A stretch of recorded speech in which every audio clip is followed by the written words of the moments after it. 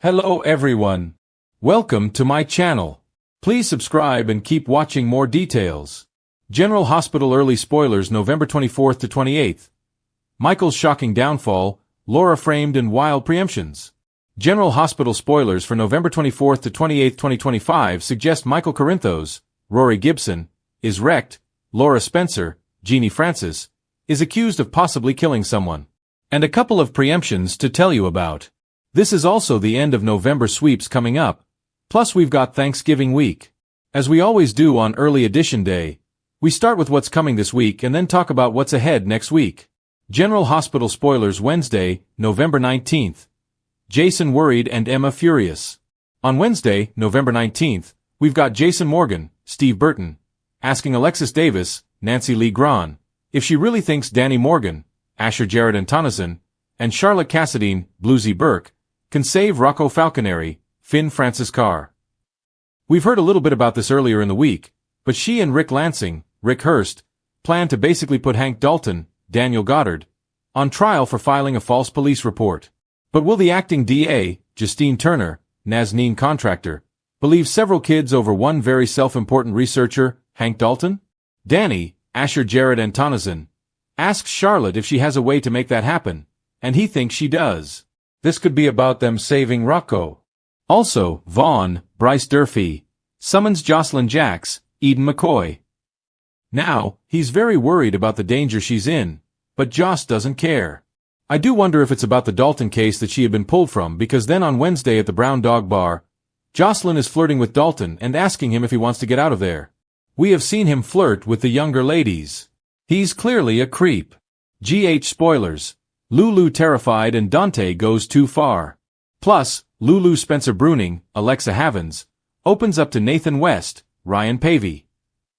I'm sure part of it is about her stress about Rocco facing some time in juvie and maybe a little bit about how he's getting too close to Nathan's sister, Britt Westbourne, Kelly Thibault. The election results are in. We have Drew Kane, Cameron Matheson, taunting Laura, and he seems to hint at her losing. Something infuriates Emma Scorpio Drake, Braden Bruner, and it may be how badly Dante Falconeri, Dominic Zamprogna, is treating Gio Palmieri, Giovanni Mazza. Remember how bad Dante was when Rocco and Danny were at that party, and then Rocco got drunk? That was in no way Joe's fault. He actually saved him. And now Dante is amping up. This is a situation where Gio needed some criticism, but Dante's not being a good dad. Meanwhile, Sidwell, Carlo Rota, asks Britt what she wants him to do and then tells her he's going to be her savior. He may deal with Dalton for her in a very dangerous way and save Rocco. General Hospital spoilers. What happens to Dalton? I don't think Britt is going to feel bad if something happens to Dalton. And I think something is going to happen to him. Sonny Corinthos, Maurice Bernard, is asking someone if they can do this for him. And he may be talking to acting DA Justine. Maybe just listen to these kids and take a second look. Plus, Dalton never mentioned that the lab was trashed when he was talking to Laura and the police initially. It was just that he broke into the lab. You'd think if he trashed a lab, he would say he broke in and trashed the lab. That's not the kind of thing that you omit casually when you're accusing someone of big crimes. General Hospital spoilers. Shocking discovery rocks Port Charles. Is Laura a prime suspect? Thursday, November 20th. We've got Laura making a shocking discovery. And she might find Dalton's body. That'd be pretty clever. Sidwell could take out Dalton and then blame it on Laura. And in case she did get re-elected, that might put an end to it. Nathan is standing at Laura's car window this week talking to her. She's crying and looks distraught, so Nathan may be working a crime scene. Laura has to wait to make a statement and is horrified by what she sees. Sidwell tells somebody this week, "This is what happens when you betray me," and he may well be talking to Dalton. Sidwell told him to drop the whole thing with the robbery. And he wouldn't. He's clearly out of control. Laura threatened Dalton this week and struck him physically in front of a room full of press at the polls. So, if Dalton turns up dead, Laura is going to be the top suspect because of this whole Rocco and Dalton scandal. Laura might be in trouble on General Hospital. It's getting very interesting. They're doing up the end of sweeps right. Sonny shows up at the Metro Court restaurant as Jacinda Bracken, Paige Herschel, and Michael are out on a dinner date. And Michael introduces Jacinda to Sonny. We'll see if his dad gives Michael the thumbs up. I'm kind of thinking he may not. Harrison Chase, Josh Swickard, makes big progress in his investigation. And it looks like he digs in the right spot to find out where Jacinda really was the night Drew was shot and who she was with, because that cracks Michael's alibi. Elsewhere, Britt is rattled. That may be because Sidwell casually kills Dalton, and maybe Britt worries that she might be on the chopping block at some point also. Marco Rios, Adrian Anchando, and Lucas Jones, Van Hansis, have dinner with Ava Jerome, Maura West, on Thursday. And I wonder if it's going to be at Windmere and if Ava is going to keep getting closer to Sidwell. Family confessions and alibis crumble on GH. Friday, November 21st, we've got Gio having a heart-to-heart with Sonny. Joe's eaten up with guilt about not being around for his granddad Ned Quartermain, Wally Kurth. More since he found out that was his granddad and then him having this coronary. He feels bad that Rocco was arrested and is at risk for prison. There's just a whole lot going on. And I'm sure Gio is going to tell Sonny how furious Dante is for one of the wildest weeks in recent memory. One packed with explosive confrontations, political sabotage, shocking betrayals, and chaotic schedule interruptions that leave everyone on edge. As the plot twists tighten, no character escapes the fallout.